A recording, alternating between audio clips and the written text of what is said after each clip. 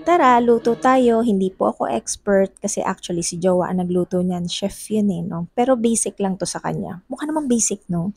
Nagisa lang siya ng sibuyas, then nilagay niya yung meat niya. It could be pork or beef. Halo-halo, and then she added some butter, and then a couple of things like pepper, garlic powder, oyster sauce, Worcestershire sauce, tomato sauce, and then sugar. No specific order. Kayo na po ang magtimpla kung ano ang kulang, dagdagan, but those are the ingredients we put in or we added. Oh, don't forget yung cheese nga pala.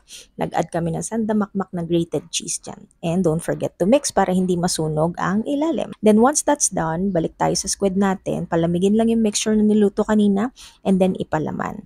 Huwag pupunuin kasi ibabalik natin yung ulo and pagtulungan nyo, lagyan nyo ng toothpick para hindi siya umaalis in place. Tinry ko mag-isa pero sobrang dulas kaya yan, siya nang pinagawa ko. Maya-maya iniwan ko na rin siya. Siya na rin ang gumawa niyan lahat. So after nun, yung natira nating mixture na pang stuff is inilagay natin dyan yung kalahati kasi dyan natin ila-line up or ihihiga yung mga squid natin. Once they're all lined up, ibalik natin yung mixture or we put the mixture on top of it just to cover it up, and then hayaan natin kumulo. Then ang sabi ko nga, sandamakmak na cheese ang ilalagay natin dyan kasi nga cheesy stuffed squid to.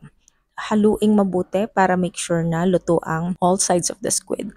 Hayaan nyo nang matunaw yan at maluto, and of course, i-ready nyo na rin ng mainit na kanin at kumain na tayo. Ano? Happy Saturday. Anong oras na? 2:00 na.